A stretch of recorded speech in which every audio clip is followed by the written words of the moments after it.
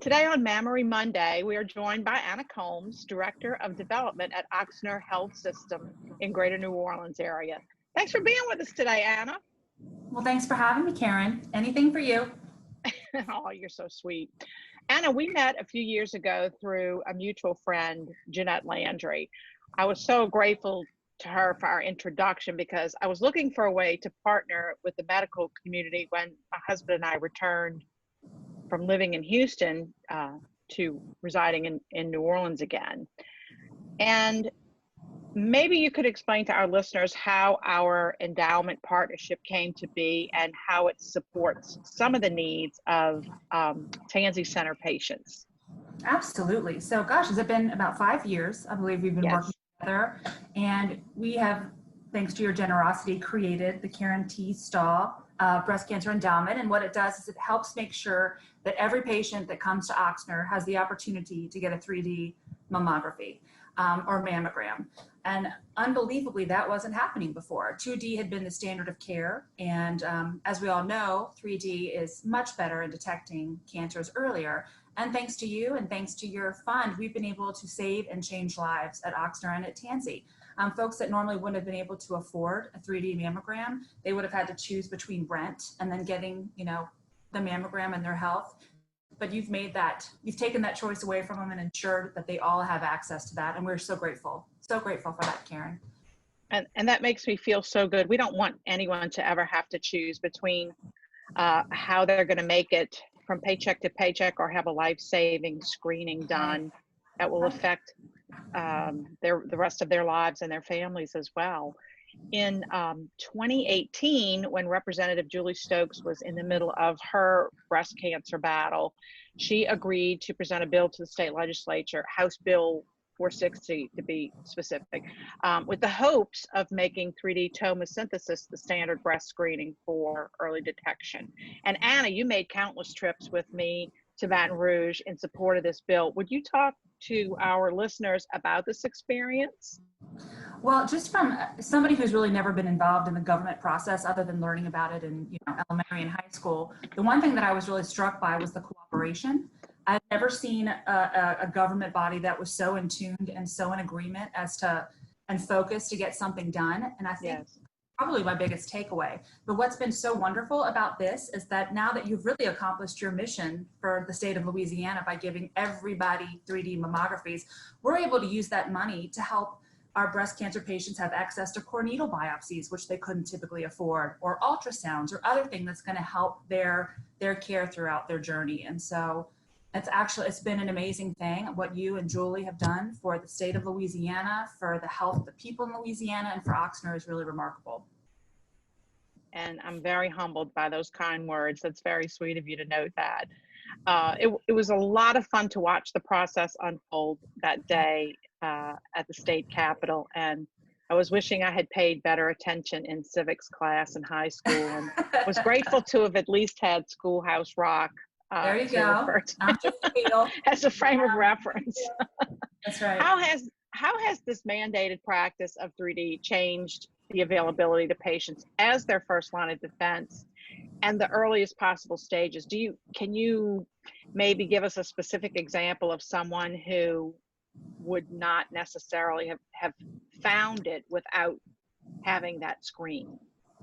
Well, I mean, there's probably been so many instances I can't count because we have a lot of Medicaid and Medicare patients, specifically Medicaid, who are actually afraid to come to the doctor or don't typically have access to that. So those are the folks that I think it's made the biggest impact on, because they would be the ones that would put aside their own health to take care of other matters at home. So that has been remarkable. Yeah. And as an institution, one of the things that we are really trying to do is take the healthcare and the health of our citizens to another level in Louisiana, and to also, and screenings has become so important. And because of this, and because of the 3D mammography, it's going to help Ochsner in its mission to really make the state healthier. So the earlier we can detect this, if everyone has access to this 3D mammography, I think we can change lives and make Louisiana healthier. And that's really the ultimate goal of Ochsner Health.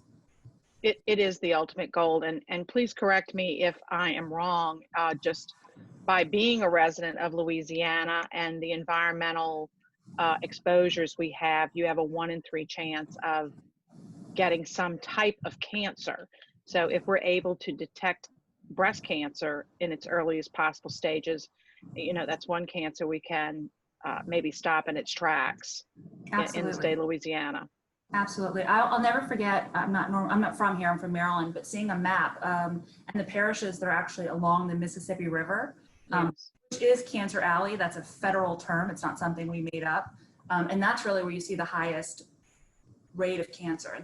And those, in fact, are the people that probably, if you had said, hey, would you like to pay this copay to get a 3D mammography, they would have said no. So we're really Right. people that are most at risk in this state. And those are the people that are living by and in the river parishes. And that's a big deal. Yeah. So could you please talk to our audience about the new cancer center on Ochsner's main campus, and how is the breast center improved at the new cancer center? So I'm so excited about this. And you've been in and had a tour. It's a beautiful Yes. 100,000 square foot addition that's been made possible through the generosity of donors, but especially Mr. and Mrs. Benson. One of the big changes is that the Lisa Latatanzi Breast Center is going to be moving into the first floor of the cancer center. And so why that is so exciting is we have all cancers under one roof. So it is a complete cancer center. And so now when a breast cancer patient comes, all of their doctors are under one roof. They're radiation oncologists, they're oncologists, they're surgical oncologists, they're all there. Whereas before, Tansy was a beautiful center, but patients had to make multiple trips to see different doctors. So it's made it very, very, very easy on our patients. It's still a beautiful building. I know folks loved the old building. The new space is absolutely breathtaking and spa-like. And we've got lots of new equipment that's come in the building that's going to help our patients. We'll be able to do minor surgeries there on the first floor, where before we would have had to send them into the hospital to have that done. Mm-hmm. We're excited about it. And it's really, I think people are choosing to stay here in Louisiana to get their care. And we're glad they are. We want to take really good care of them. And this building just makes it a beautiful place to come when you have to face something that's as scary as cancer, really. True. And when you're facing something like that, you're not always thinking clearly. So if you have a smooth flow of ability to see one doctor and the next under one roof, That's it right. makes a big difference for the patient, no doubt. Multiple disciplinary care, and that's something we're really proud of and are able to do at Ochsner. That's a big deal too. Yeah. So everyone heals differently during a cancer event, and the medical community recognizes the benefits of integrative therapies that complement chemo and radiation treatments. And let me make that clear. This is not instead of chemo or radiation. This is to complement your health care to help you get better. For instance, some people might choose yoga or acupuncture to relieve some of their symptoms or sufferings. Can you tell me or tell our audience what is available to cancer patients now? What's available at Ochsner for their additional health? Sure, and I'm glad you said that too, Karen, about it being complementary, because it's certainly, we've got really good medicines that are out there that are helping our patients, but it's no longer okay just to treat the cancer. It's no longer good enough to just have a person live. We want to have them thrive, and complementary therapies help us do that. And we see it as a way to really manage symptoms, whether that's from the point of diagnosis, when you're told you have cancer, and that is a really scary thing. From the moment that's told, we have people there that are helping you from a psychosocial perspective. And as you go through your different treatments and you have things pop up like neuropathy, there's actual data behind a lot of these therapies between the yoga, the acupuncture, the nutrition, the art therapies and music therapies. There's data behind that. And so those are things that are currently available at Ochsner. We are working on building out a 10,000 square foot place that will be just for our complementary therapies clinic. So that is in the works now. They've begun building out on that. The programs are available. The beautiful space is coming. And so we hope to have that done certainly by the end of first quarter next year. So we're really excited about that. We want our patients to utilize it. We want them to be 10 years down the road cancer-free and still be able to come back and enjoy it in a beautiful space, and really the camaraderie of being around other patients.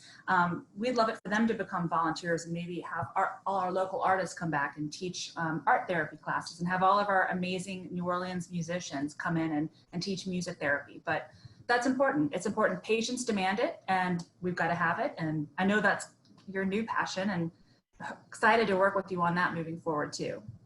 I'm excited too. It's very encouraging to hear about these new developments.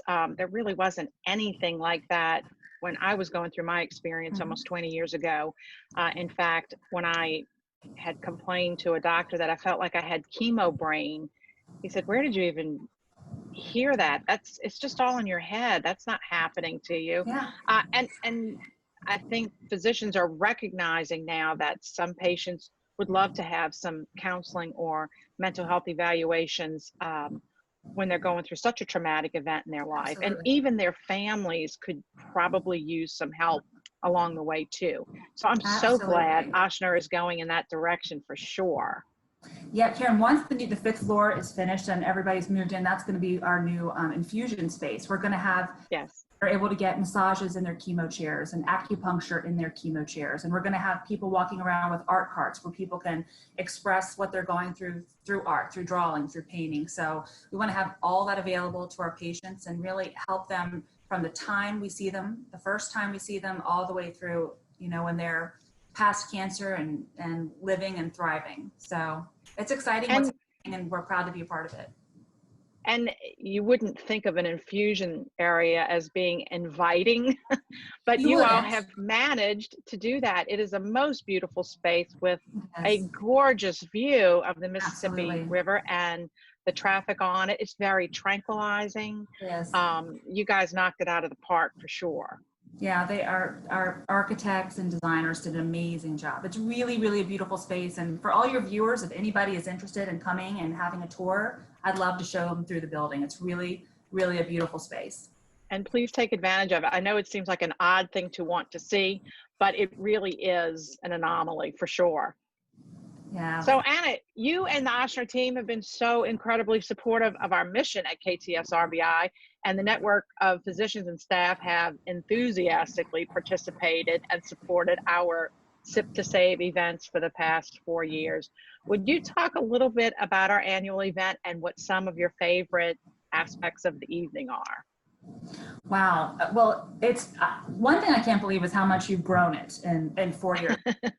Your house. Now, granted, it was still packed, but now we're in the big Metairie Country Club, and you have your additional huge tent, and we're still packing the house. But wonderful event. I know people look forward to it every year. I personally am a big fan of the silent auction. I'm a sucker for a silent auction. I love that. But I have to tell you, Karen, we're so grateful for your service on our foundation board, and we love your mission. You have changed and saved lives of many of our patients, and the name of your event is Sip to Save, and that word save is very important because that's what you've done is really help us save and change a lot of lives. And we're always behind you. We're grateful for you, and we're excited to see what this event's going to bring this year. I know you have something different planned, so we're excited to hear. We do. We'll be announcing it very soon. It's going to be extremely unique and different, but fitting for the pandemic world that we live in right now. That's right. Well, thank you for all of your compliments. Well, absolutely. Thank you. We thank you for your kind words and your time, and I'm most grateful for your friendship, Anna. You too, Karen. We love you. Love you guys. We'll see you soon. All right. Take care. Take care. Bye-bye. Bye-bye.